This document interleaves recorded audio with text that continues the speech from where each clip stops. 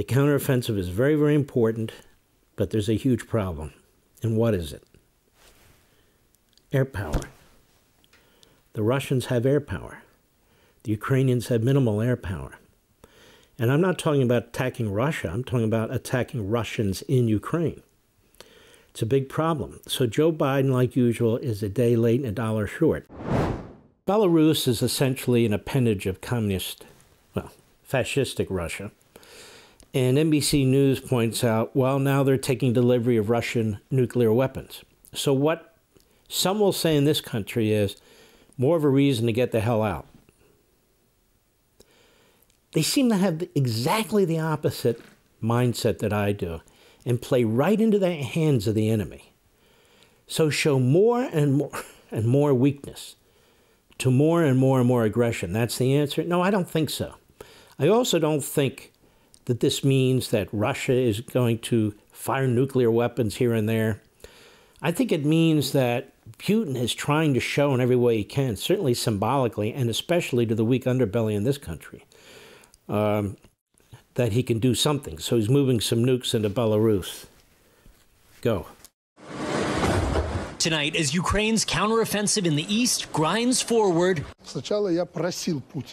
Russia raising the nuclear stakes and moving tactical nuclear warheads to its neighbor and ally, Belarus. That's according to the country's president, Alexander Lukashenko, who says the weapons are 3 times more powerful than the bombs dropped on Hiroshima and Nagasaki. No official confirmation from the Kremlin, which previously said the weapons would be moved later this summer, in what would be the first time Russia has deployed nuclear weapons beyond its borders since the collapse of the Soviet Union. This is yet another example of making irresponsible and provocative choices.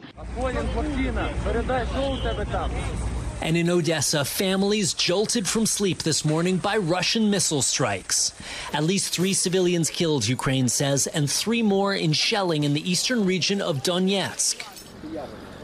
Hanging over the counteroffensive, a major question.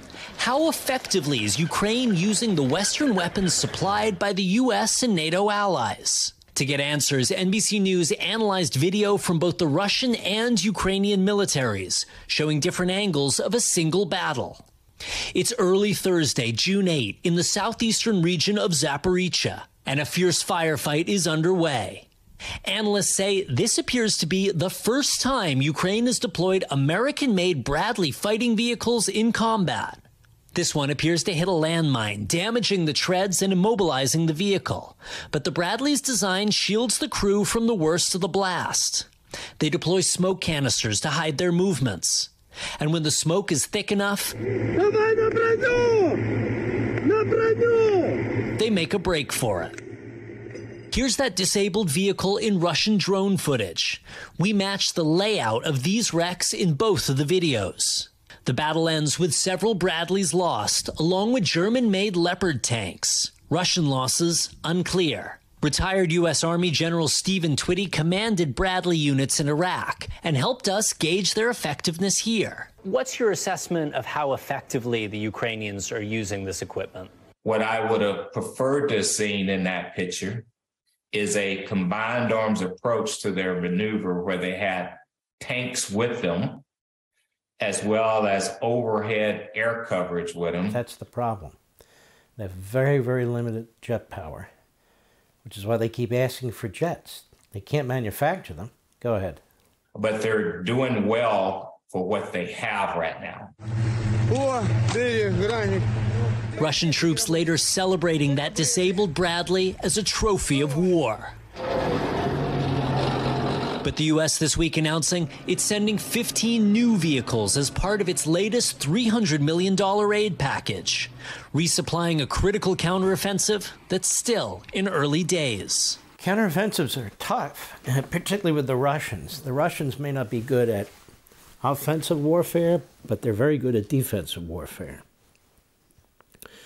Even when you go back to World War II and you remember when the Nazis were pouring into Russia, well, most people don't remember these things, so I'll remind you.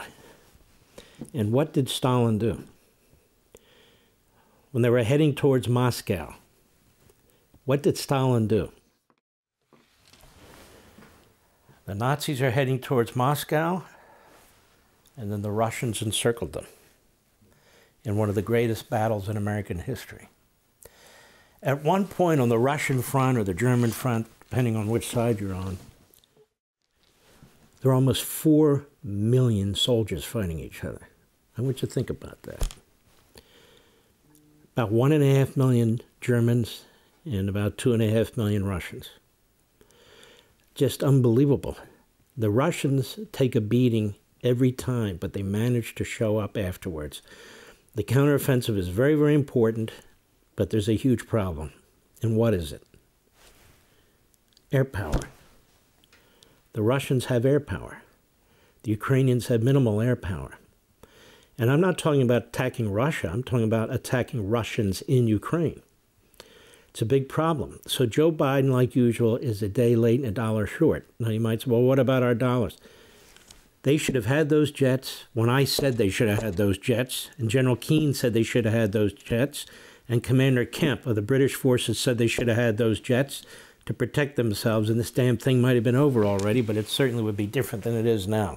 Want to see more Mark Levin? Go to LevinTV.com and subscribe now.